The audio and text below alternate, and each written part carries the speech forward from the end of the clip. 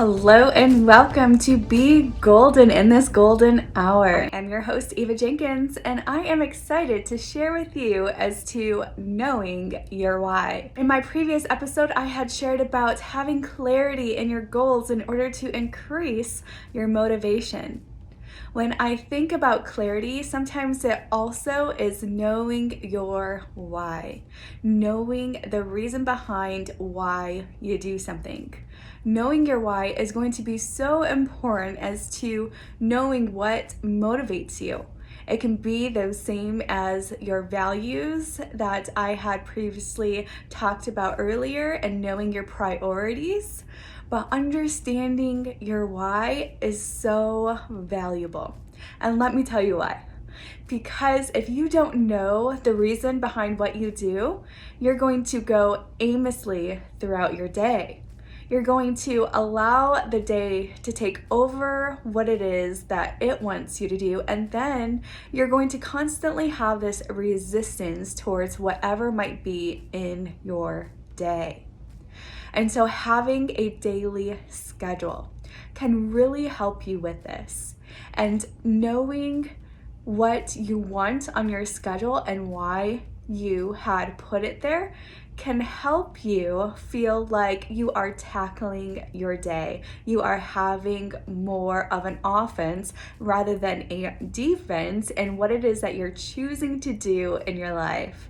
You're going to feel like you have matter, like there's more of a purpose, there's more of an importance.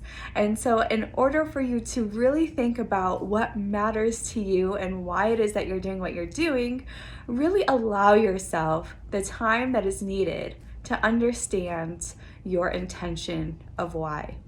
Now, many of us might be getting up and doing that 9 to 5 job, and that can be very tiresome. And when we think about that 9 to 5 job, on whether or not it's what we actually want to do, or whether or not we feel like we're just doing something in order to pass the time, in order to make money for our bills, in order to sustain us, in order to have that some sort of stability. Now, if you don't find a purpose in what it is that you're doing, you can become really depressed or even have anxiety. And when we think about anxiety, it stems from stress. We can be stressed because we're constantly feeling like, well, what if? What if having my own business could make up for the time that I'm working in something that I don't want to be doing? What if I actually pursue those dreams that matter to me? What if I did something that I actually really wanted to do? When we live in this what if state, it can create anxiety in our minds because now we're counterintuitive as to what it is that we're actually doing. But in order to be more in the here and now, in order to be more present, we want to think about how can I be fully engaged in what it is I'm learning right now so I can take this with me to the next step in my life.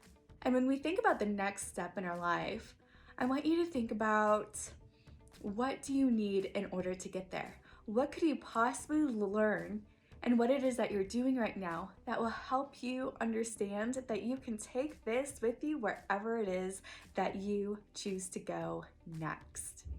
A lot of times we can be in friction with ourselves because of the not wanting to be where it is that we are.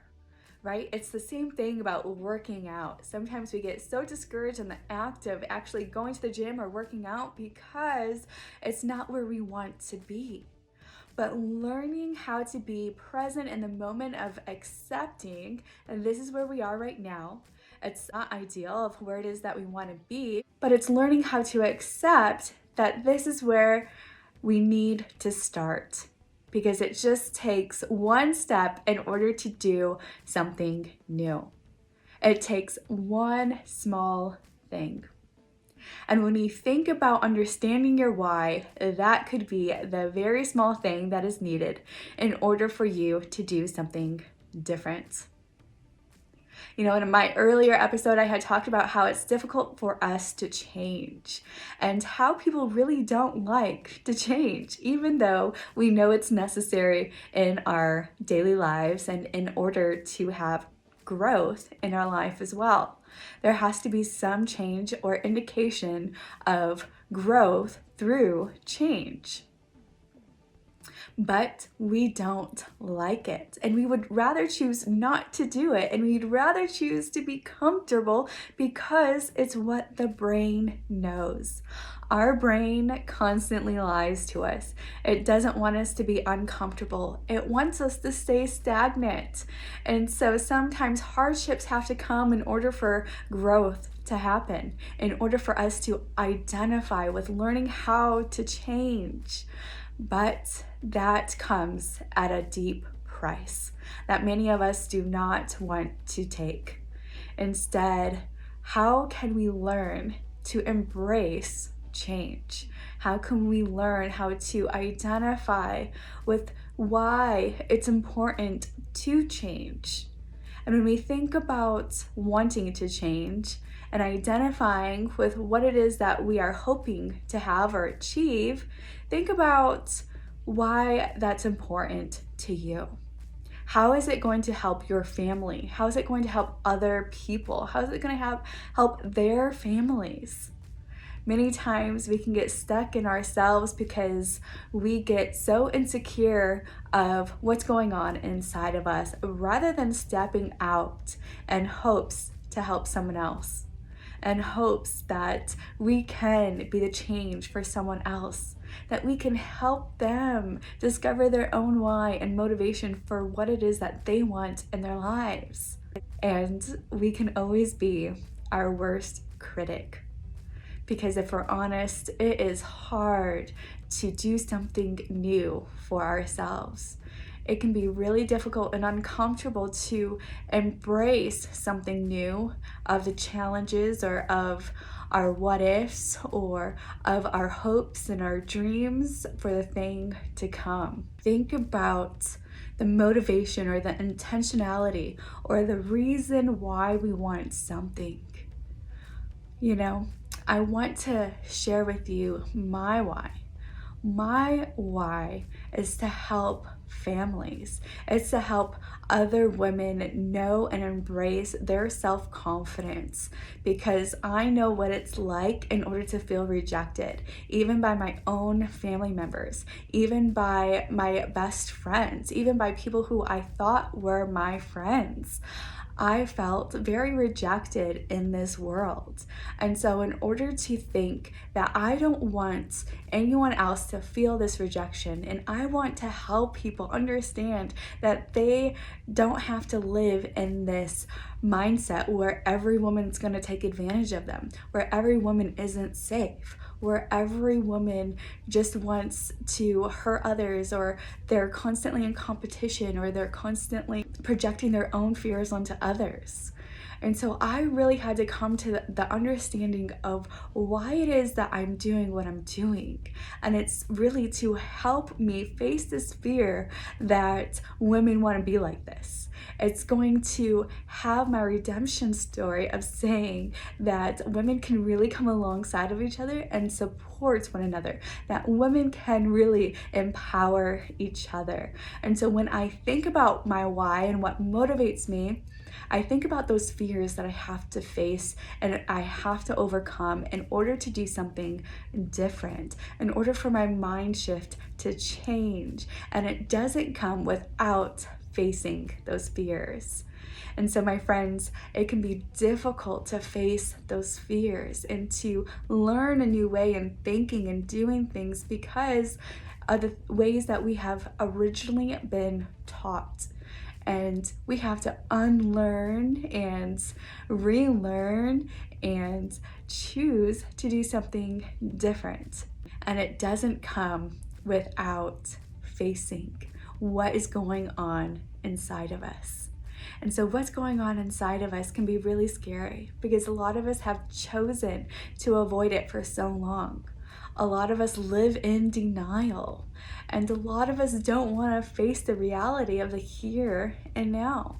It can be really hard to say and accept that this is where we are, or this is how I've thought for so long and it's been wrong. But we have to be willing to learn. We have to be willing to do something different.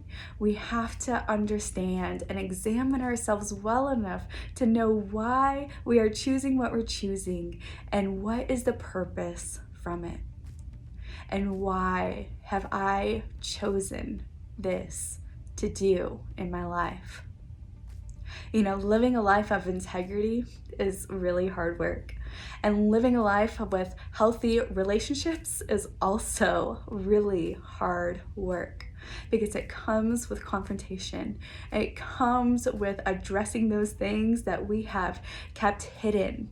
And so as you allow yourself to understand and examine yourself, allow yourself the patience and the self-compassion that's needed in order to grow. We don't grow in criticism and putting ourselves down and calling ourselves names. That keeps us stagnant. It might have worked when we were little and it's what we knew. We would beat ourselves up and call ourselves names. But as we grow older, those no longer work for us. And so we must be able to identify with, hey, this is how I've done this for so long and it's okay, but I am willing to learn something new. I'm willing to learn the reason why I do something, and I'm willing to make the necessary changes that is needed for me to grow. So my friends, as you think about the areas that you want to grow and understanding your why behind the reason why you do things, give yourself the patience, the self-compassion by learning how to talk with yourself and showing yourself that you can be kind and compassionate to you. Because remember, if we choose to treat others the way that we treat ourselves, it can be really hard because sometimes we can treat other people nicer than we can treat ourselves. Or sometimes we can't because it slips up as to what's really going on inside. And so in order to really preserve the sweetness, the kindness, the compassionate self, we have to understand what is going on, what needs to be addressed, so we don't create depression and anxiety in our lives. That we can see that we were meant for a purpose, that we can be abundant in our thinking and our help with one another, and that we can really be a blessing towards each other. We don't have to live in competition. We can live in hope and exhilaration of just knowing that there's an acceptance in each one of us, that we're all parts of a puzzle in order for it to be completed. We all need each other in order to grow. And this isn't about person against another person.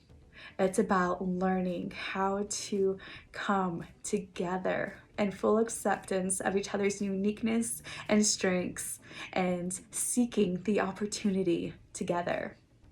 And so, my friends, I hope this has encouraged you to think a little bit differently in order to understand your why and know that you too can grow and change, and we don't need pain in order to get there.